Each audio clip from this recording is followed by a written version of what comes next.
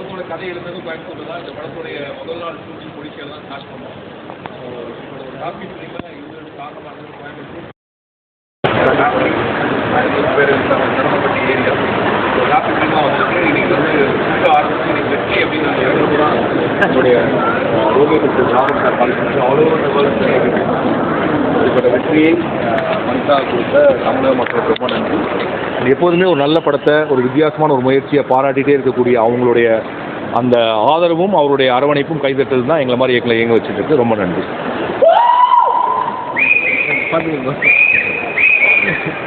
So ரொம்ப நன்றி. Thank you sir Coimbatore.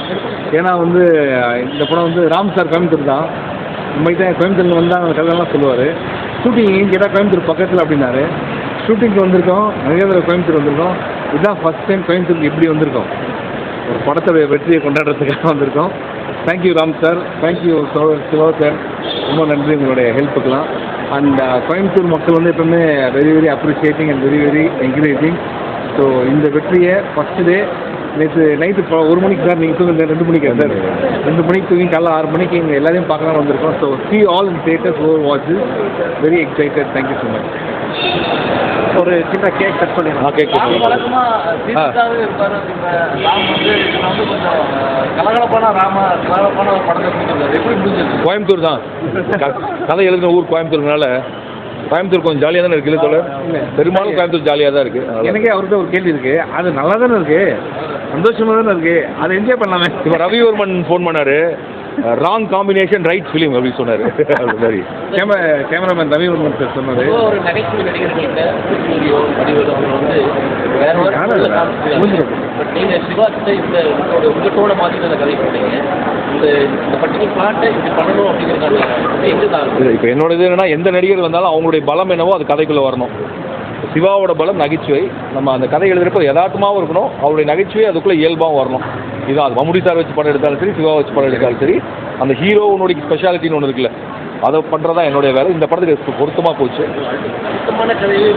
ஒரு இலகுவான எந்த இல்லை நம்ம லைஃப் நீங்கள் 4 படம் தான் எடுத்துருக்கோம், 5வது படம் இப்படி எடுத்துருக்கோம், இப்படி எடுப்போம், பேய் படம் எடுப்போம், எல்லா படமும் எடுக்கலாம். அது இன்ஸ்பிரேஷன் லைஃப் சந்தோஷமாக தானே இருக்கீங்க நீங்கள் இல்லையா? இல்லையா? இல்லை நீங்கள் கேட்குறத பார்த்து ஏன் சந்தோஷமான படம் எடுத்தீங்க, எப்படி எடுக்கலாம் படம் எடுத்தீங்க? எதிர்பார்ப்பு வந்து சந்தோஷமான படம் எடுக்கக்கூடாதுன்னா எப்படி இல்லை, படம் நல்லா இருக்குன்ற எதிர்பார்ப்பு கஷ்டப்படுத்துதா? இல்லையே, அது அவர் சந்தோஷமாக தான் சொல்கிறேன். ஒரு ஹோட்டல் போகிறோம், சாப்பாடு நல்லா இருக்குன்னு சொல்லிட்டு வந்துடணும். ஏன் நல்லா இருக்குன்னு கேட்டால் அந்த மாதிரி தான் சொல்ல முடியாது. அவர் எல்லா படமுமே நல்லா இருக்கு, அது மாற்றம் இல்லை. பட் இந்த மாதிரி ஒரு டோன் எதிர்பாராத ஒரு டைமில் வந்துருக்குது. அதான் நீங்கள் சந்தோஷமா, உங்களுக்கு பிடிச்சதா பிடிக்கலையா? அதுதான் எடுத்தாரு.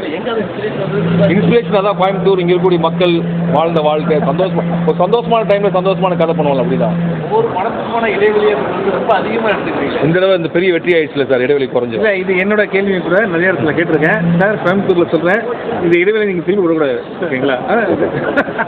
இல்லை சார், உண்மையை சொல்லணும்னா என்னென்னா, ராம் சார் மாதிரி ஆளுங்கள்லாம் வந்து எப்படின்னா டைரக்டர்ஸ் கிரியேட்டர்ஸ்லாம் வந்து அவங்க வந்து கமர்ஷியல் சக்ஸஸ்லாம் வந்து இஷ்டத்துக்கு பண்ணுவாங்க, நிறைய படங்கள் பண்ணுவாங்க.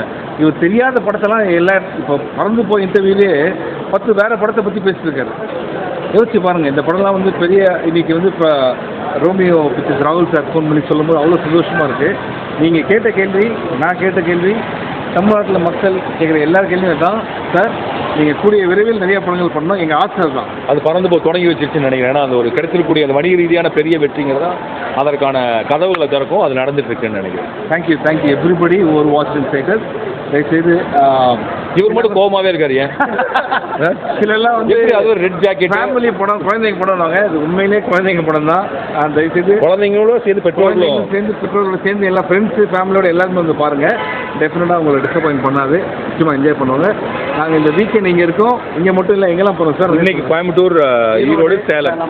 ஈரோடு, சேலம், கோயம்புத்தூர் எல்லா இடத்துலையும் உங்களை மீட் பண்ணலாம். அது ஒரு புதுசாக இருக்கும் அந்த எக்ஸ்பீரியன்ஸ். Thank you so much. மறந்து